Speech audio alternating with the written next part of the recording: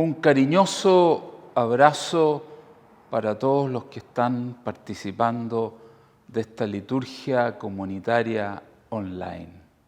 Es un regalo, al menos, poder vernos de esta manera.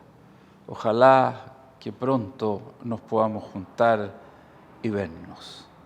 Quería invitarlos a reflexionar sobre las distintas maneras que existen para obstaculizar la fe. ¿Y por qué lo hago? Porque tiene que ver con el texto que vamos a ver hoy día, que ya lo vio Brent la semana pasada, que es con los caminantes de Emaús, que solo me voy a referir de eso al final. Pero en mi caminar por la vida cristiana me he encontrado con muchas actitudes que obstaculizan la fe y que muchas veces cada uno de nosotros a veces las tiene. La primera que quiero observar y que la hemos visto mucho en el último tiempo es la actitud del fanático o lo que llamamos ese fundamentalista que se agarra a un conjunto de creencias sin dejarse interrogar nunca por Dios. A mí me parece que el dejarse interrogar por Dios y no escuchar jamás a nadie que pueda cuestionar su posición, me parece que es una mirada de la fe muy pobre. Porque esa fe es una fe cerrada, donde falta la acogida y escucha del misterio. Y cuando estoy hablando de misterio, no se refiere a misterioso, sino que tiene que ver con ese espacio donde yo me hago las preguntas, donde reflexiono y me dejo llevar por algo que no está totalmente definido en ese instante. Pero una de las cosas que pasa con esta mirada fanática o fundamentalista es que ahí sobra la arrogancia. Ustedes se darán cuenta lo arrogantes que son los fundamentalistas, porque esta fe no libera de la rigidez mental ni ayuda a crecer. A mí me parece que el camino de nuestra comunidad tiene que ver mucho con esto, de no tener esa rigidez mental que no nos ayuda a crecer porque no se alimenta del verdadero Dios, este Dios que lo vamos descubriendo todos los días. Está también otra postura que es la posición del escéptico.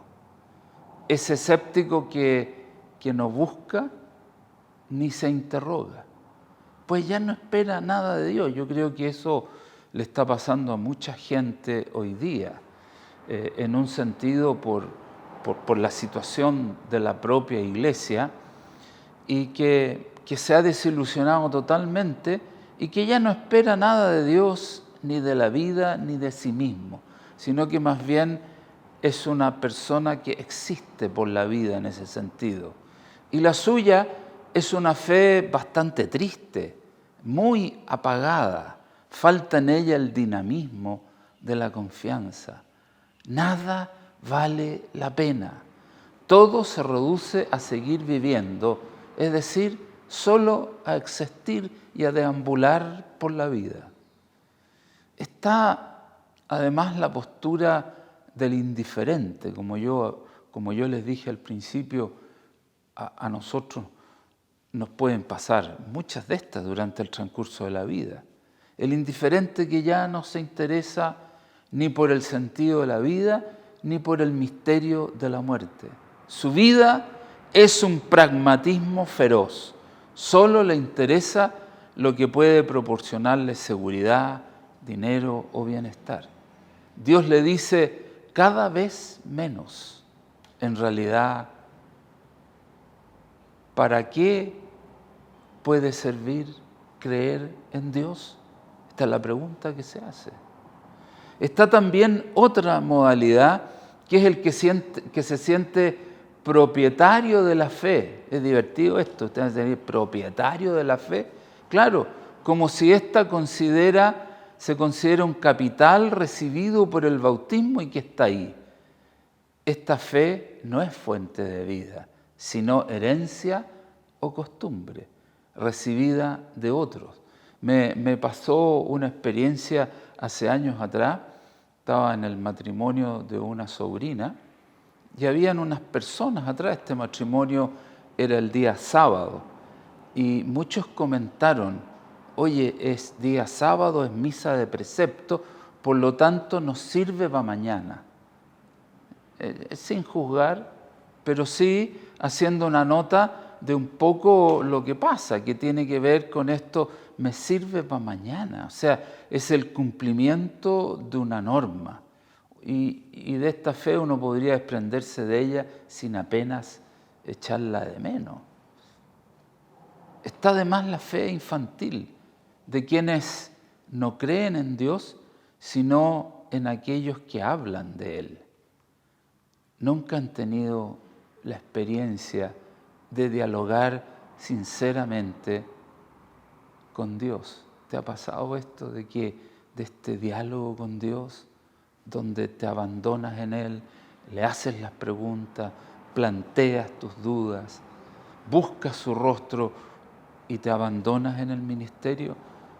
Yo creo que esta gente que tiene esta como fe infantil, muy asociada a una relación jerárquica con la iglesia, confían en la jerarquía, su fe no es experiencia personal, hablan de Dios de oídas. Ese es el lenguaje que muchas veces escuchamos: voy a oír misa. ¿Cuántas veces no nos pasa que vamos a oír misa? Esta actitud de sentarse a escuchar sin tener ninguna participación.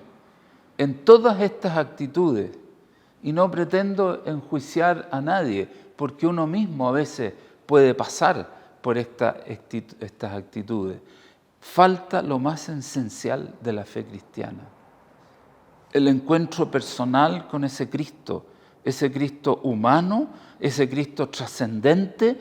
Falta esa experiencia, y falta una experiencia comunitaria, de diálogo comunitario en torno a la fe.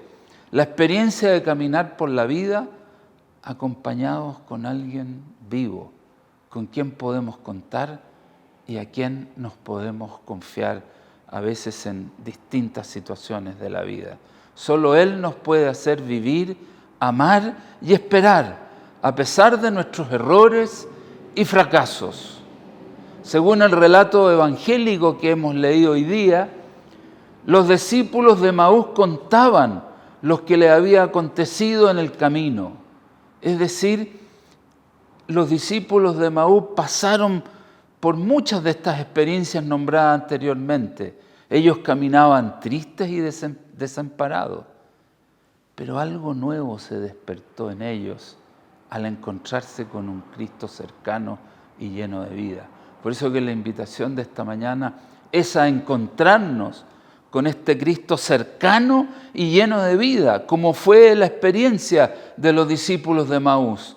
La verdadera fe nace del encuentro personal con Jesús como compañero de camino. Y uno dice: ¿cómo se hace este encuentro personal con Jesús? Bueno, cultivándolo, conversando, buscando, desarrollando esta experiencia en comunidad. Y entonces se nos aparece el Jesús de la vida. Se nos aparece el Dios que se mira de frente, que se mira ahí, que se conversa con Él, donde hay un vínculo, donde hay una relación y una experiencia de todos los días.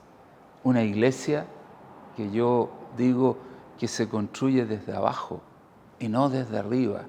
Tal vez la tragedia del mundo medieval, con todas esas construcciones arquitectónicas preciosas, uno cuando entra a una catedral, ¿qué es lo que hace?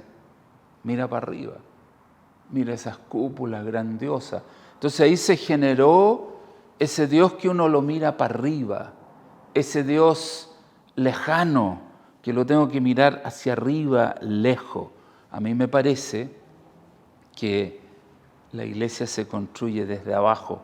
Desde abajo yo quiero decir cuando yo miro a los demás, cuando en comunidad nos desarrollamos todos en la experiencia de fe. Entonces es la mirada del Jesús humilde, lleno de vida, que nos mira cara a cara, que no nos mira desde arriba.